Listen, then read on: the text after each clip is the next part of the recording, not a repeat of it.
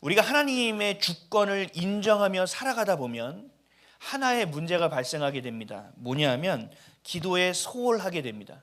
내가 기도를 하든지 내가 기도를 하지 않든지 하나님은 하나님의 일을 하지 않는가?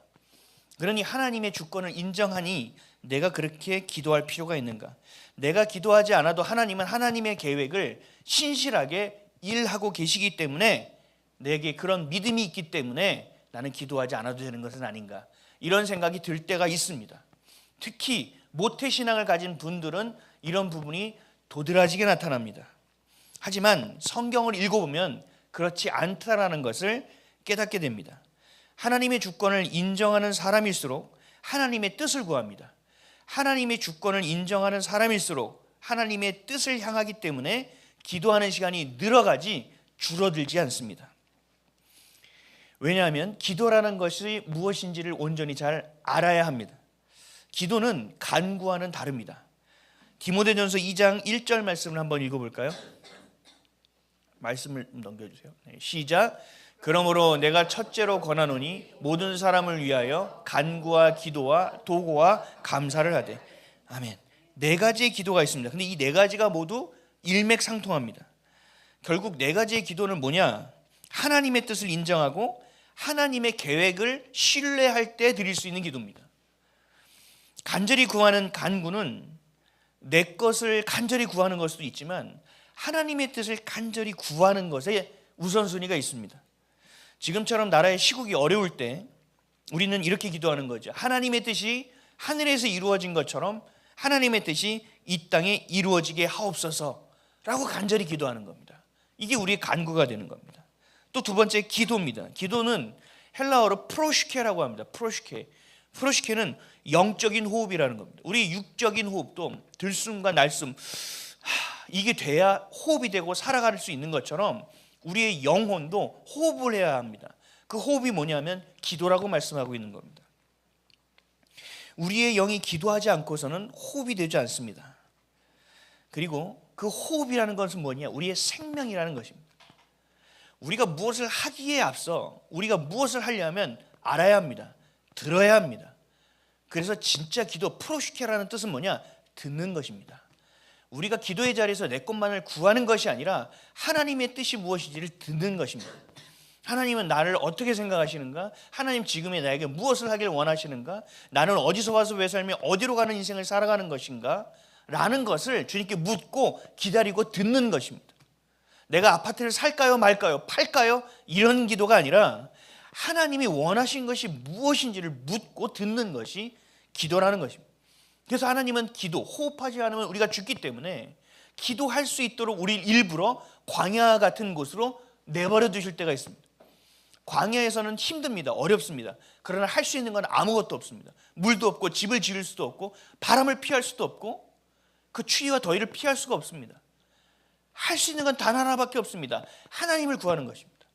하나님의 음성을 듣는 것밖에 없습니다. 그래서 하나님이 때로는 우리의 모든 것을 멈추게 하시고 건강이든 직업이든 사업이든 관계든 하나님은 그냥 모든 것을 깨뜨려 버리셔서 우리를 광야로 보내실 때가 있다는 것입니다. 하나님 것을 들으라는 것입니다. 지금 네가 하고 있는 것보다 더 중요한 것이 있다라고 말씀하시는 겁니다.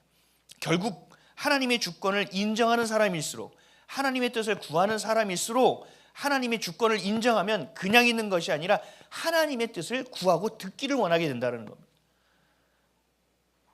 결론적으로 말하면 하나님의 주권을 인정하는 사람일수록 하나님의 뜻을 구하게 되어 있고 하나님의 음성을 사모하게 되어 있고 그래서 기도의 자리에 설 수밖에 없고 서게 된다는 것입니다. 하나님은 이 땅을 다스릴 때 우리를 통해서 다스리십니다. 하나님 그냥 마음대로 하지 않으십니다. 우리를 통해서 다스리시기 때문에 우리를 존중하시기 때문에 하나님은 우리의 기도를 중요하게 생각하십니다. 때로는 강권적으로 하나님의 일을 하나님의 주권적으로 끌고 가실 때도 있지만 하나님이 그건 아주 예외적인 케이스입니다. 역사를 보면 하나님은 반드시 사람을 세우셨습니다. 그 사람에게 기도를 시키셨습니다. 그리고 그 기도가 어느 정도 채워졌을 때 그 기도로 인하여 그 사람들이 모여졌을 때 그 숫자가 아무리 소수라 하더라도 하나님의 때에 하나님은 일을 진행하셨고 그 일을 성취하셨습니다. 그게 바로 역사라는 겁니다. 하나님은 우리를 인간을 창조하고 수족을 부리듯이 우리를 사용하는 것이 아닙니다. 하나님은 우리를 존중하십니다. 그리고 하나님 우리와 동역하십니다. 그리고 하나님 우리와 협력하기를 원하십니다. 그래서 하나님은 우리의 기도를 매우 귀중하게 여기신다는 겁니다. 민수기 말씀 한번 볼까요? 민수기 14장 27절에서 28절 시작. 나를 원망하는 이 악한 회중에게 내가 어느 때까지 참으랴. 이스라엘 자손이 나를 향하여 원망하는 바 그 원망하는 말을 내가 들었노라. 그들에게 이르기를 여호와의 말씀에 내 삶을 두고 맹세하노라. 너희 말이 내 귀에 들린 대로 내가 너희에게 행하리니. 아멘. 은혜로운 말씀처럼 느껴지지만 실상은 그렇지 않습니다. 성경의 컨텍스트 배경으로 들어가 보면 이스라엘 백성이 원망한 겁니다. 그냥 한두 번 한 것이 아닙니다. 하나님이 이제는 진노하신 겁니다. 그래서 하나님께서 말씀하신 거예요. 너희가 원망하는 말 내가 들었어. 거기서 너희들이 내 삶을 두고 맹세하는데 너희의 말이 내 귀에 들린 대로 내가 너에게 행할 것이다. 이건 하나님의 진노죠. 근데 이걸 거꾸로 생각해 보십시오. 하나님의 우리의 입술에 귀를 기울이고 계시다는 겁니다. 하나님은 하나님의 우리의 입술을 통하여 하나님은 귀를 쫑긋 세우고 계시다는 거예요. 그러니까 우리는 이것을 어떻게 기도해야겠습니까? 하나님께 원망하는 기도가 아니라 하나님께 감사와 기쁨을 전하는 기도, 찬양과 경배하는 소리, 이것도 하나님은 지금도 세상에 듣고 계시다는 얘기잖아요. 그러니까 우리에게 소망이 있는 거예요. 내가 기도하는 것이 그냥 헛방이 아니구나. 내가 기도하는 것이 그냥 끝이 아니구나. 하나님이 듣고 계시는구나. 여론의 숨속에서 마음속에서 하는 그 소리조차도 하나님은 듣고 계시다는 겁니다.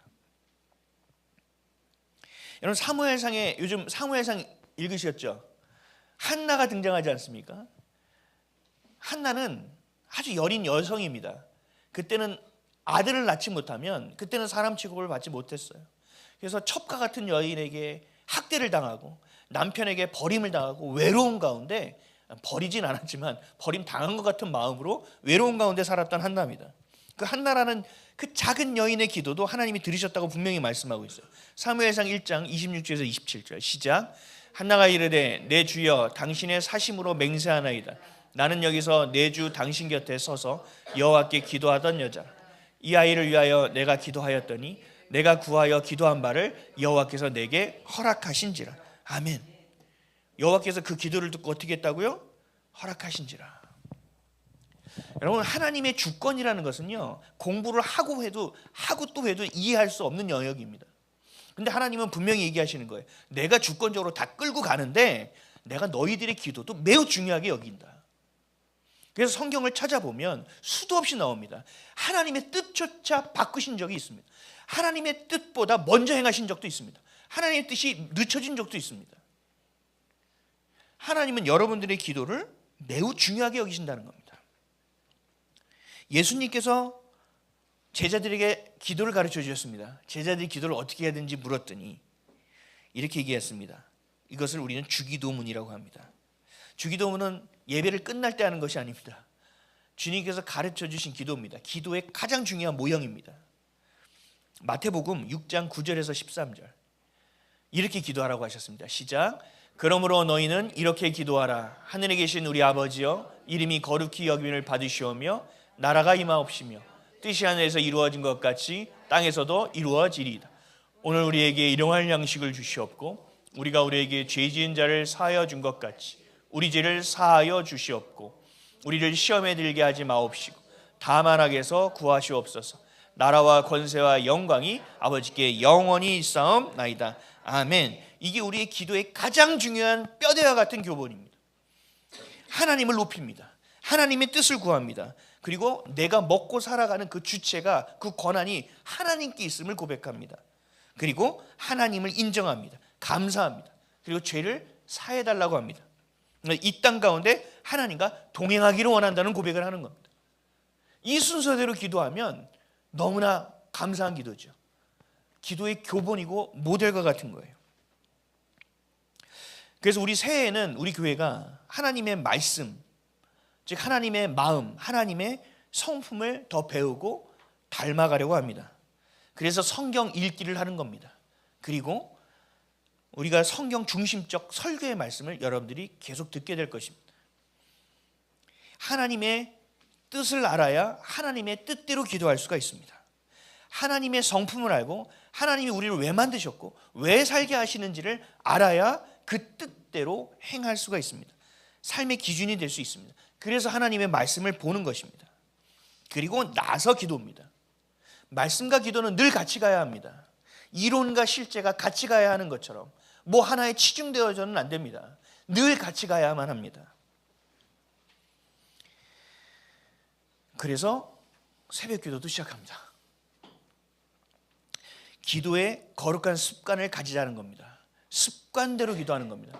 우리가 기도를 아무리 하려고 결단하고 마음을 먹어도 잘 되지 않습니다. 그래서 거룩한 습관이 내 몸에 배어야 합니다. 우리 누가복음 말씀 한번 볼까요? 누가복음 22장 39절에서 43절. 없습니까? 해놓았던 것 같은데 제가 읽어볼게요. 예수께서 나가사 습관을 따라 감난산에 가심에 제자들도 따라갔더니 그곳에 이르러 그들에게 이르시되 유혹에 빠지지 않게 기도하라 하시고 그들을 떠나 돌 던질 만큼 가서 무릎을 꿇고 기도하여 이르시되 아버지여 만일 아버지의 뜻이거든 이 잔을 내게서 옮기시옵소서. 그러나 내 원대로 마시옵고 아버지의 원대로 되기를 원하나이다 하시니 천사가 하늘로부터 예수께 나타나 힘을 더하더라. 아멘. 예수께서 나가사 습관을 따라 기도하러 가셨다고 말씀하시는 겁니다. 이 습관이 중요한 거예요. 성경에 나옵니다. 옛 습관을 버리라고. 그리고 거룩한 습관을 가지라고. 옛 습관은 뭐예요? 게으른 겁니다. 내 뜻대로 하는 겁니다. 내 생각이 맞다고 여기는 겁니다. 하나님의 뜻을 좀 참고만 하는 겁니다. 그러나 거룩한 습관은 뭐예요? 하나님의 뜻이 전부입니다. 하나님이 원하시는 것이 무엇인지 알고 싶습니다. 하나님과 함께하는 것이 행복합니다. 세상 그 누가 나를 무시하더라도 주님이 나와 함께 하시는 걸로 내가 기쁩니다. 누가 뭐라고 하든지 말든지 주님이 나와 함께 하심으로 인하여 상관이 없는 삶이 되어버립니다. 영향받지 않습니다. 그런 것이 바로 예수를 믿는 자들의 모습입니다. 그래서 올해는 우리가 기도로 하나님의 주권을 더 인정했으면 좋겠습니다. 하나님의 주권이 이루어지기를 기도했으면 좋겠습니다. 그리고 말씀을 읽음으로 하나님의 성품이 무엇인지, 하나님의 마음이 무엇인지, 하나님이 우리를 통하여 하시고자 하시는 일이 무엇인지를 깨닫는 한 해가 되시기를 축복합니다. 내 마음대로 행하지 않기 위해서, 내 뜻대로 행하지 않기 위해서 기도하는 것입니다. 말씀에 붙들려서 하나님의 마음을 헤아리는 자들이 되시기를 바랍니다. 기도의 자리를 붙들고 하나님의 음성에 귀 기울이시기를 바랍니다. 그럴 때 비로소 내 생각과 내 나름대로의 신앙, 나만의 생각에서 벗어나서 하나님이 원하시는 삶, 제자의 삶, 교회로서 성도로서의 거룩한 삶을 살아갈 수 있게 되는 것입니다. 그래서 올 한 해는 하나님의 말씀을 읽자고요. 그리고 그 말씀을 연구하자고요. 그 말씀으로 살아내보자고요. 그리고 그렇게 기도하자고요. 하나님의 뜻이 무엇인지. 그래서 올해는 여러분들의 삶의 부르심, 내가 왜 살고 있지? 나 무엇을 위해서 사는 거지? 나 이 직장 왜 다니지? 나 지금 이 가정을 왜 이루고 있지? 내가 우리 자녀들을 내가 왜 키우고 있지라는 그 물음표들이 주님의 은혜 안에서 느낌표가 되어서 확신 있는 삶을 살아가는, 방향성 있는 인생을 살아가는 저와 여러분 되시기를 예수 그리스도의 이름으로 축복합니다.